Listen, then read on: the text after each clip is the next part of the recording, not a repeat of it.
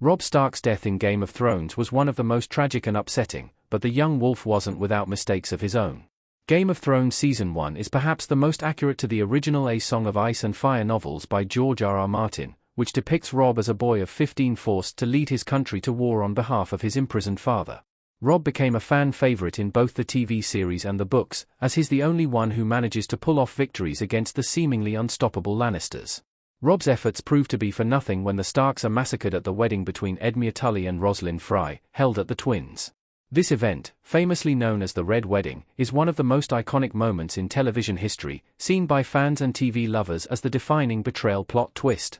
However, for those paying attention, there are clues about what will happen, including the constant mistakes Robb makes beginning in Season 1.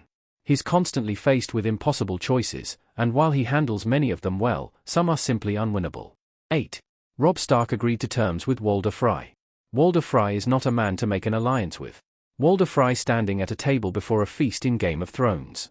Robb Stark's initial goal in the war is to travel south as quickly as possible, presenting a threat to the Lannisters, forcing them to return Eddard Stark and Robb's sisters. Because of this initial desperation to help Ned quickly, Robb is forced to make a decision without considering the consequences. The Twins are a castle that lay on the river connecting the north to the Riverlands, and Robb means to get his forces to Riverrun to lift Jaime Lannister's siege. Catelyn immediately warns Robb that Walder Frye is not a man to be trusted, but Robb knows continuing south along the King's Road will mean facing Tywin Lannister's forces instead of Jaime's. It proves to be a worthwhile tactical decision, earning him extra Frye soldiers for his troops, bringing the Tully forces over to his side, and resulting in the capture of Jaime Lannister. Unfortunately, the trade-off was Robb being forced to cut a deal with Walder Frye, swearing himself to him in a marriage agreement. Robb Stark executed Rickard Karstark. Sparing Rickard Karstark would have saved Robb his troops. Rickard Karstark in Game of Thrones. Rickard Karstark is a respected northern lord and one of the first to proclaim Robb Stark as king in the north. However, things go awry when Jaime Lannister kills his two sons in the battle in Whispering Wood. This happens off-screen in Season 1, and it's not really addressed for a while afterward, but Rickard is vengeful and demands blood in return for his dead sons. Robb refuses to execute Jaime, so Rickard sneaks in and murders Willem and Martin Lannister at Riverrun. In response to this betrayal, Robb Stark executes Rickard Karstark despite being advised against it. Edmure suggests that Robb take Rickard as a hostage, declaring to his men that their lord won't be harmed as long as they continue to follow him in war.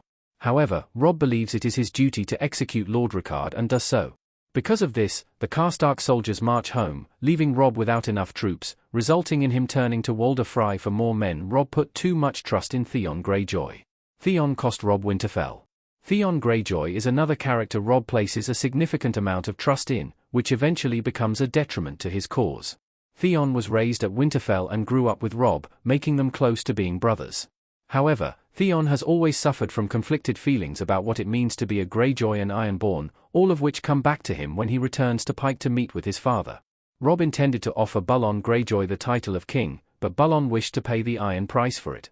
By the time Theon arrives at Pike, Bullon has already planned his invasion of the north. For that part, Robb nor Theon can be blamed.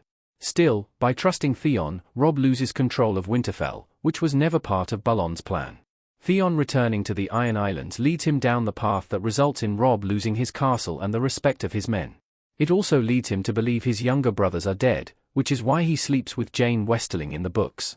Robb shouldn't have trusted Roose Bolton. Roose Bolton had way too much responsibility. Like with Walder Frye, Roose Bolton is one of those guys that no one should put much trust in.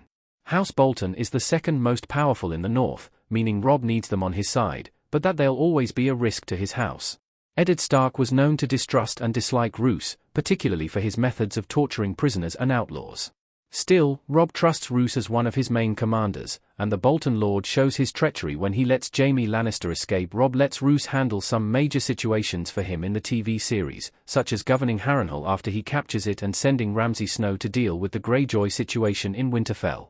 Ramsay retakes Winterfell but doesn't return it to the Starks.